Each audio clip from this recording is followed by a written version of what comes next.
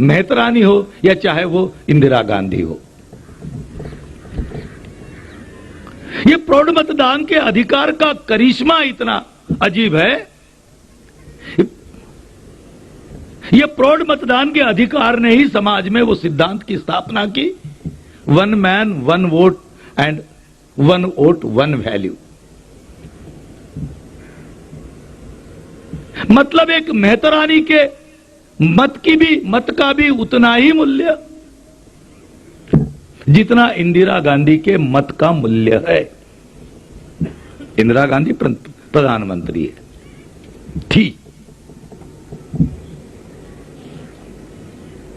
तो इससे देश में एक स्थिति बिल्कुल स्पष्ट हो गई। हमारे सामने नहीं हुई, ब्राह्मणवादियों के सामने हुई, प्रतिक्रांतिवादियों के सामने हुई। इस देश की शासक जातियों के सामने एक स्थिति उभर कर आई कि जिनका देश पर शासन है उनके पास वोट नहीं है, मत नहीं है, और जिनके पास मत नहीं है उनके हाथों में शासन नहीं है। लोकतंत्र कहता है कि जिनके पास मत है उनका शासन होना चाहिए। लेकिन ब्राह्मणी समाज व्यवस्था के वजह से जब देश में लोकतंत्र की प्रक्रिया लागू हो गई, तब यह स्थिति थी कि जिनके पास शासन था, अंग्रेजों ने बहुत अच्छा काम किया, सारा काम ठीक किया। केवल एक बात अंग्रेजों ने बहुत बुरी की। शायद आज अंग्रेज इस बात के लिए पछताते होंगे कि अंग्रेजों ने इस देश को आजादी देते वक्त इस देश के शासन सूत्र सदियों पुराना जो शासक वर्ग है हमारे देश में, ब्राह्मणवाद के आधार पर उसी के हाथ में सौंपकर उन्होंने ये देश छोड़ा। तो ये सारी बातों ने जो लोकतांत्रिक अधिकार हमें मिले उसको सबको काउंटर कर दिया। तो शासन उनके हाथों में, हर 5 साल के बाद में चुनाव फेस करना है उनको। लेकिन चुनाव फेस कर चुनाव का सामना कर चुनाव के माध्यम से सरकार बनानी है, लेकिन वोट उनके पास में नहीं। तो जिनके पास शासन है उनके पास में वोट नहीं, जिनके पास वोट है उनके पास में शासन नहीं। इसलिए जिनके हाथ में सत्ता है उन्होंने वोट उनको मिलाने देने के लिए उन्होंने भड़वे एजेंटगिरी का काम किया। हमारे बीच में जिनके पास वोट है, जिन लोगों के पास वोट है, उनके बीच में उनमें से ही एजेंट्स पैदा करना शुरू किया। अहमदाबाद, ये गुजरात जो है, गुजरात में तो आप लोगों को मालूम होगा कि आमतौर पर एक बनिया प्रवृत्ति है। हमारे शेड्यूल कास्ट के लोगों में भी एक किस्म की बनिया प्रवृत्ति में देखता हूं। बहुत व्यवहारिक है गुजरात के लोग, चतुर है व्यवहारों में और वास्तववादी व्यवहार में। तो वो इस बात को, इस फिनोमिना को बहुत अच्छे से जानते हैं कि गुजरात में वो कोई चीज अगर आप मार्केट में खरीदने के लिए जाती है तो जिसके दुकान से आप खरीदते हैं वो उस चीज का प्रोड्यूसर नहीं होता, निर्माता नहीं होता, उत्पादक नहीं होता। उत्पादक कोई और होता है, वो बेचने वाला होता है, वो अपने आप को एजेंट कहता है। उस एजेंट के जरिए हमको उस चीज को खरीदना पड़ता है। तो जिनके पास वोट है उनको अपने वोटों का उपयोग मालूम नहीं, उपयोग और प्रयोग करना वो जानते नहीं।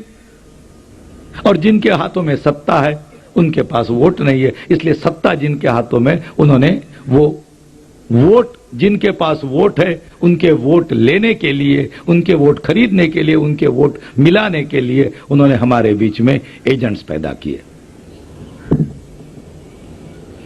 ये एजेंट्स और भड़वेगिरी का सबसे निर्माण की सबसे बड़ा कारण है।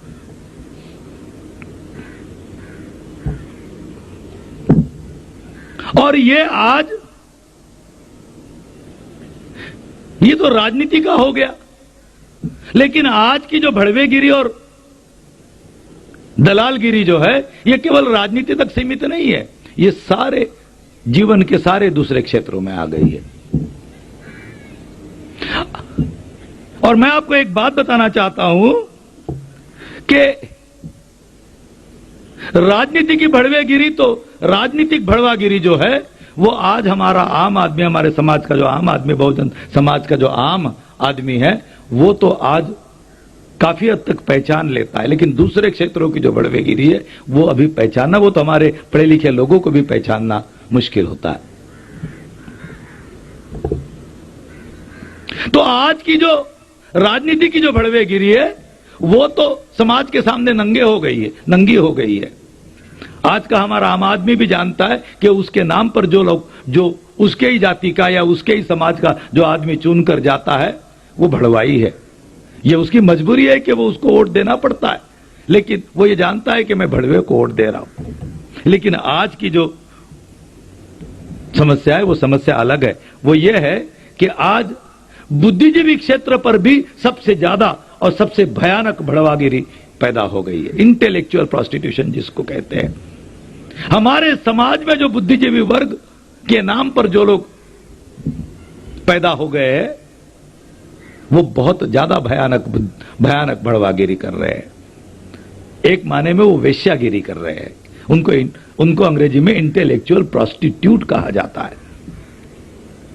ये बातें आप लोग, ये फिनोमेना आप लोग महाराष्ट्र में बहुत बड़े पैमाने पर देखे जा सकते हैं।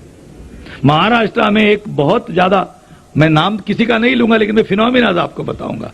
महाराष्ट्र में एक बहुत जाने मानी आंबेडकरवादी हस्ती है, औरंगाबाद में रहती है। महाराष्ट्र के लोग शायद इस बात को पहचान सकेंगे। सामाजिक समता के आंदोलन को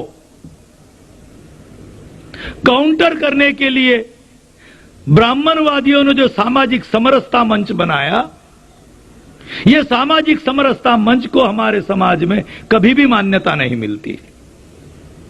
तो सामाजिक समरसता मंच का उद्घाटन ये जाने माने आंबेडकरवादी जो हस्ती है, यह आंबेडकरवादी, ठीक कह रहे हैं, यह आंबेडकरवादी जो हस्ती जो है, यह हस्ती को खत्म करने के लिए ही जो है, यह हस्ती के माध्यम से ये जो है ये सामाजिक समरसता मंच को क्रेडिबिलिटी पहुंचाई गई। ये इंटेलेक्चुअल प्रोस्टिट्यूशन है। आज की जो सबसे बड़ी जो समस्या है, क्योंकि आज जो बात हमने यहां क्यों रखी है, क्योंकि ये सारी बातें आप लोग थोड़े कम अधिक मात्रा में जानते हो, लेकिन आज की सबसे बड़ी जो बात यह है कि आज जो जागृति बहुजन समाज में, बहुजन जातियों में जो बढ़ रही है, इस जागृति का जो प्रभाव और परिणाम आज जो हमारे सामने दिखाई दे रहा है, उसमें सबसे बड़ी ये बात है कि हमारे समाज के आम लोगों की आशाएं और आकांक्षाएं बढ़ गई है।